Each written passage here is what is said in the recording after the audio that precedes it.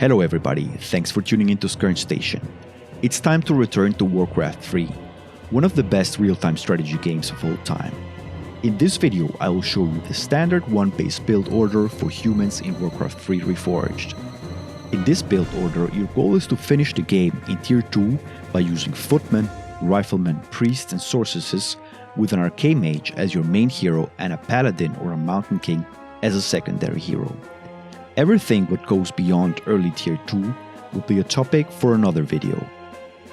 If you're a new or returning player, I recommend you to practice this build order in custom games against the computer until you master it and feel ready for competitive play. Before we start, don't forget to leave a like and subscribe for more Warcraft content. Without further ado, let's start with this basic human build order. Once the game starts, you will send 4 peasants to the gold mine.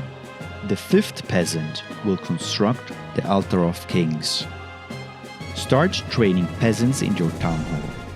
In total, we will require around 13 peasants. 5 peasants in the gold mine, which should remain there at all times, and around 8 for collecting wood and building your necessary buildings. All the peasants that you will train will collect wood after they finish building. Keep that in mind, it is important. Train the peasant number 6. This one will start constructing the barracks. The peasant number 7 that you will train will construct right away a farm. Peasant number 8 will be sent directly to the gold mine. Peasant number 9 will build another farm. Once the Altar of Kings is complete, send the worker to collect wood. I recommend picking the ARCHMAGE as your first hero because it is easier to expand and creep with him due to his water elemental that can tank and soak up the damage. Peasants number 10, 11 and 12 will collect wood directly, so put the rally point on a tree and train them continuously. Once the barracks is up, train your first footman. Build with 1 peasant another farm because you will require food.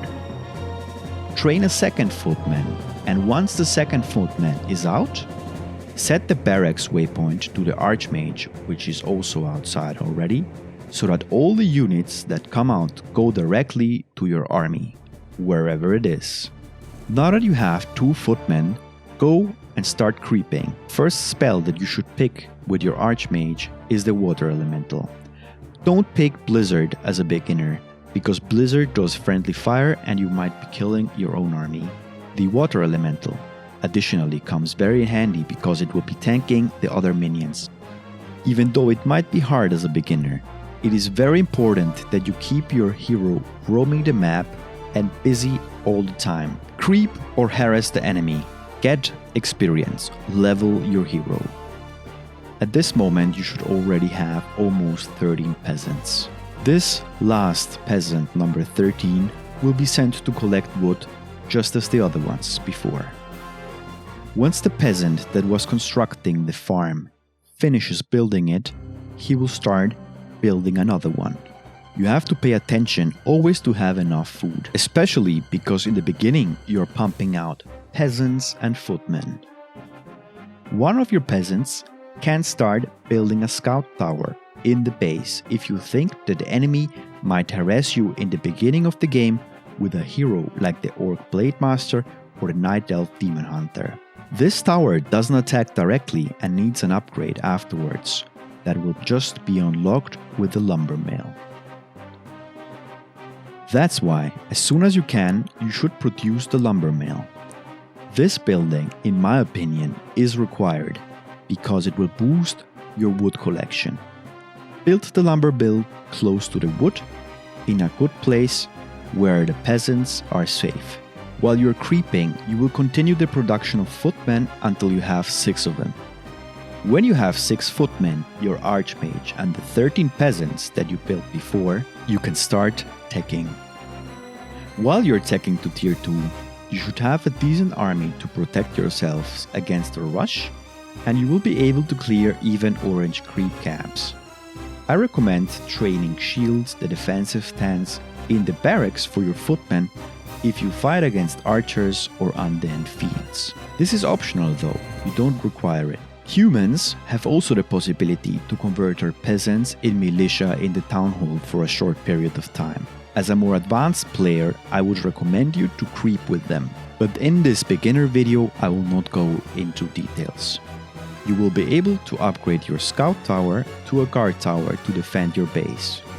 Remember that building a defense tower is just optional. By now, you should be creeping with your Archmage, and I recommend picking the Brilliance aura when he reaches level 2. This aura increases the mana regeneration of nearby units.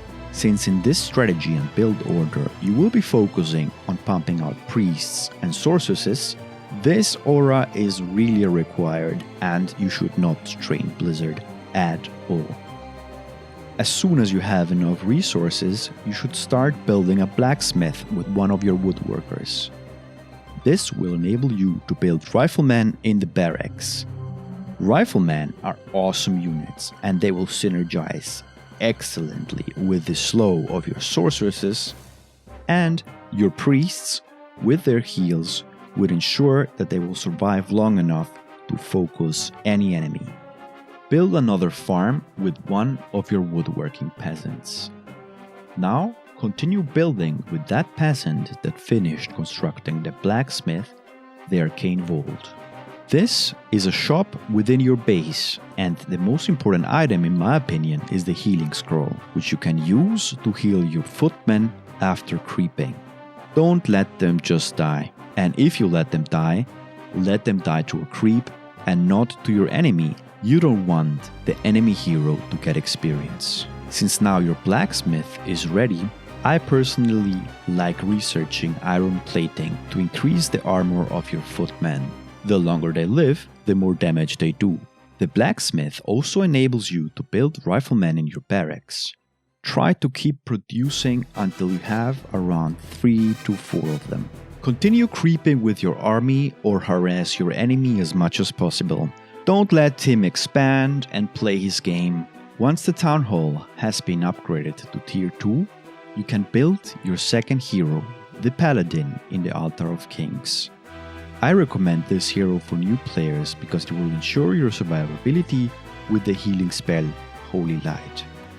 Holy Light can be also used to deal damage against undead players. Keep that in mind, it's quite strong. At this stage of the game, as I said before, it's all about creeping and harassing your enemy. Keep it going. It is crucial that you know where the enemy base is as soon as possible. If you're more advanced, you can do some scouting in the early game with a militia. But for newer players and for returning players, I recommend to just do it with your army. Bear in mind that the enemy will often try to focus the Paladin down because of his healing capabilities. Try to keep him in a safe spot during the battles. Don't let him be surrounded. Actually, don't let any unit be surrounded by the enemy, especially your heroes. Second skill that you will be training with your Paladin is the Divine Shield, the famous Paladin bubble. It will make him immune and you can focus on saving him or healing your allies. At this stage of the game, you should again look at your farms and your food supply. If you have lost some units, it might be not necessary to build more farms. Try always having spare food to keep the footman and rifleman production running. Retrain the units as required in your barracks. Between, you should build an arcane sanctum, and when this arcane sanctum is finished, pump out 2 priests and 2 sorceresses for the start. This should be enough. Depending on the tides of battle at this point in the game, I recommend either to build a second barrack or a second arcane sanctum if required to pump out more sorceresses and priests. Try finding a balance between footmen, riflemen, priests and sorceresses and put pressure on your enemy. From now on, continue as you feel fit in the battle. In future videos, we'll go through different and more advanced build orders. I hope you enjoyed this beginner Warcraft 3 video and it helps you starting out or returning to the game. Leave a like and subscribe for more. See you on a Twitch stream.